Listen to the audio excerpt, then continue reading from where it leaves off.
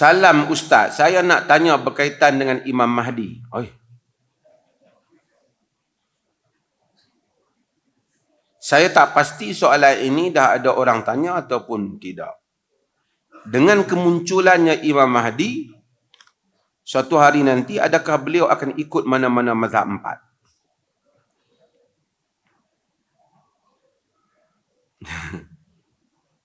Utama atau sekiranya dari 4 mazhab utama, atau sekiranya beliau tidak bermazhab, adakah masyarakat Melayu Nusantara akan mogok bising?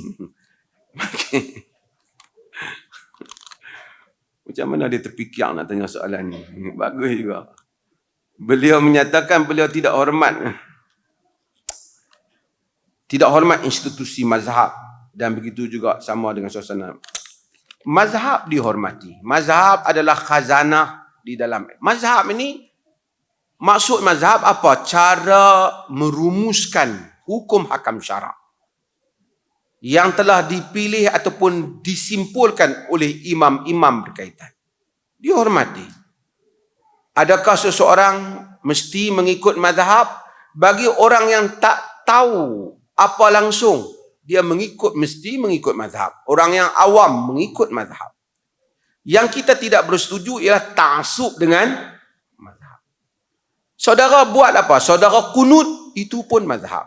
Saudara tak kunut, mazhab tak? Juga mazhab. Saudara bismillah perlahan, mazhab tak? Mazhab. Saudara bismillah kuat, mazhab ke tak? Mazhab. Mereka ni faham, kalau bismillah kuat, baru mazhab. Bismillah perlahan, keluar mazhab. Padahal bismillah perlahan tu pun 3 mazhab. Kalau di segi mazhab yang 4. Apa saja amalan yang kita buat, ada mazhab tak? Ada. Tak ada tunjuk satu amalan yang geng-geng tu tak setuju ni, yang tak ada mazhab. Cumanya mungkin bukan mazhab Syafi'i. Awak bayar zakat. Baru ni saya pergi ke universiti. Orang yang bayar zakat pendapatan, kutip zakat pendapatan, negeri-negeri berebut dekat pendapatan. Ada yang marah sebab bukan perlih pergi kutip duit kat negeri orang. Orang mai bayar kat perlih zakat pendapatan, dia marah. Marahlah tidur tak lena. Pasal apa perlih duit banyak? Ada juga jenis demam macam tu. Pasal apa zakat pendapatan pergi bayar kat perlih? Habaq kat dia, yang pertama, zakat pendapatan tak ada dalam mazhab Syafi'i. Tak ada. Zakat pendapatan yang mereka bayar itu di dalam mazhab Imam Ahmad, malun mustafad.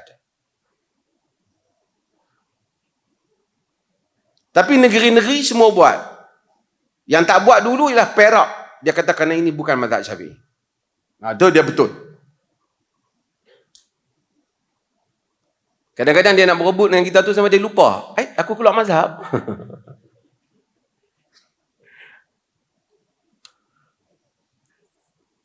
Hak kuat mazhab tu kan.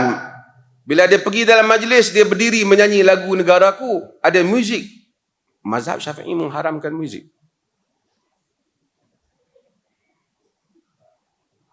Itu tak kira lagi yang tengok bola.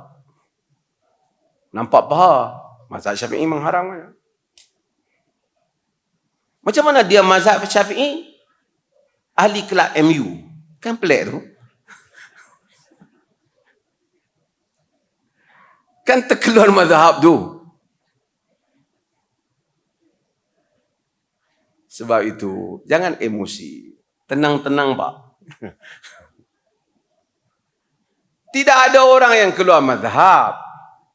Cuma ada orang mungkin dia pegang kaul-kaul daripada imam-imam. Semua kaul itu ada imam. Apa kaul yang tak ada imam?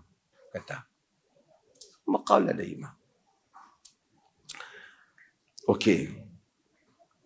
Dan Allah kata fas'alu ahla dzikr in kuntum la ta'lamun. Tanyalah ahli zikir, ahli ilm jika kamu ahli ilmu, jika kamu tak tahu. Semua yang kita buat berdasarkan ijtihad, penghujahan, rumusan, istinbat ahli ilm. Clear. Hak tu soalan hak bagian ujung. Kalau ada orang kata saya sunnah, saya tak hormat mazhab, dia salah. Semua mazhab itu telah berhujah dengan kitab dan sunnah. Semua. Cumanya, of course, tentulah ada kaul macam baru ni. Satu orang muncul, duk mempertahankan dan menjelaskan. Dalam mazhab Syafi'i, bapa zina boleh berkahwin dengan anak zinanya. Jadi dia kata kalau satu orang lelaki berzina dengan seorang perempuan, kemudian telah tinggalkan perempuan itu, kemudian anaknya membesar, cantik anak itu, dia berjumpa balik dengan anak zinanya, dia boleh tak berkahwin dengan anaknya? Dia kata boleh berkahwin dengan anak zinanya mengikut mazhab Syafi'i kita. Tuan-tuan, hal-hal yang seperti itu, saya tahu memang mengikut mazhab Syafi'i demikian, tetapi perlu untuk dibahaskan dengan perbahasan yang lebih mendalam.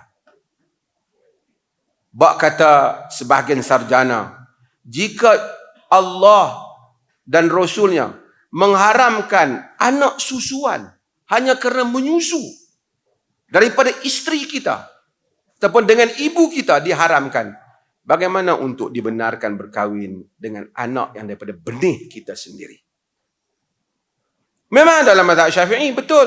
Tapi bayangkan kalau hal ini manusia berzina ramai, kemudian berkembang hal itu juga. Macam kes-kes yang kahwin tak tahu sampai anak sendiri dan seumpamanya. Bagaimana kalau non-Muslim dengar hal-hal yang seperti ini? Bukan menghina mazhab Syafi'i. Mazhab Syafi'i besar, hebat.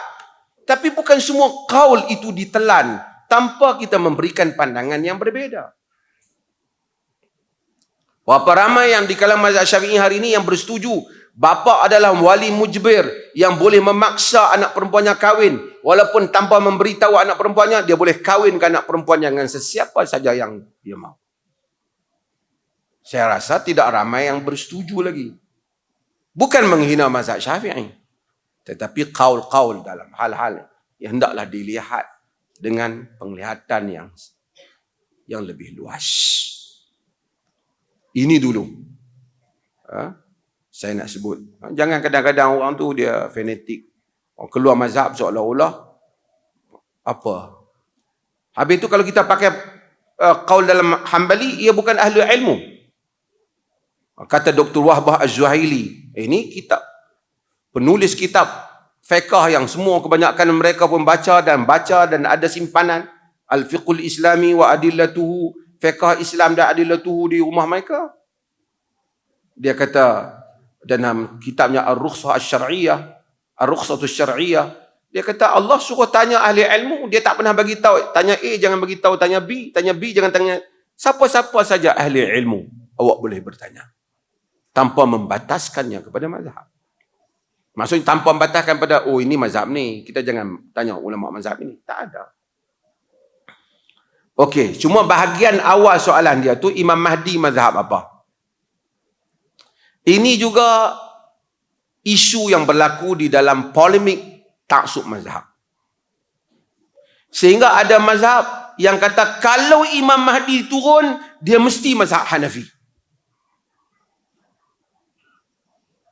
Yang lain pula kata no, kalau Imam Mahdi turun, dia mesti mazhab kami. Sehingga golongan taksub mazhab menjadikan isu Imam Mahdi ini sejak dulu lagi. Imam Mahdi akan turun. Tentu dia mazhabnya kitab dan sunnah. Imam Mahdi bukan untuk orang Syafi'i saja. Dia untuk semua. Takkan Imam Mahdi bias satu mazhab daripada awal. Maka kita tengok dia turun, tentulah dia akan memegang ijtihad. Semua benda-benda usul dalam agama sama saja. Dalam soal solat dan apa sama saja. Ada benda-benda furu' yang berbeza. Itu tak payah kita fikir untuk Imam Mahdi. Sehingga saya baca sebahagian penulis. Sebab tu kita sebahagian penulisan bila kita baca, kita nak kena faham konteks. Al-Albani, mereka marah ke Al-Albani ni. Saya juga bila baca teks Al-Albani itu masa awal saya terkejut juga. Kerana Al-Albani menyatakan sayanzilu Isa wa sayahkum bil kitabi wa sunnah la bit Taurat wala bil Injil wala bi fiqhil Hanafi. Akan turunnya Isa akan berhukum dengan kitab dan sunnah, tidak dengan Taurat, tidak dengan Injil, tidak dengan fiqh Hanafi. Saya masa baca terkejut, kenapa Al-Albani, Syekh Al-Albani ni pergi sebut fiqh Hanafi pula. Ini menyakitkan hati orang mazhab Hanafi. Tapi dan sehingga orang-orang mazhab Hanafi pun ambillah ayat itu dan kutuklah Al-Albani habis-habisan. Tapi bila saya baca keseluruhan konteksnya, Al-Albani sedang menjawab penulis dalam mazhab Hanafi yang menyatakan kalau Isa turun, dia akan pakai mazhab Hanafi. Jadi sebab itu dia sebut mazhab Hanafi. Bukan kerana dia memang nak attack mazhab Hanafi. Ambillah pokok-pokok ni yang tu saja, pilah pistang mana-mana, tengok punya teruk ni. Sebab tu kita bila nak membaca bahan, kita hendaklah melihat apa yang sebenarnya yang penulis asal itu maksudkan apa. Kadang-kadang satu orang tanya kita, saya jawab. Dia ambil jawapan saya saja tanpa mengambil soalan penyoal. Itu saya bagi tahu kepada pihak media yang selalu merakam saya. Ambil juga soalan penyoal. Bila dia ambil soalan kita saja, orang tu kan kata, pasal apa timbulkan masalah tu? Ini dia tak faham. Kita bukan timbul kerana orang itu bertanya. Nanti ada kata, pasal apa timbul ke Imam Mahdi mazhab apa? Ada mangkak yang macam tu. Jadi dia kena melihat soalan dia. Kenapa?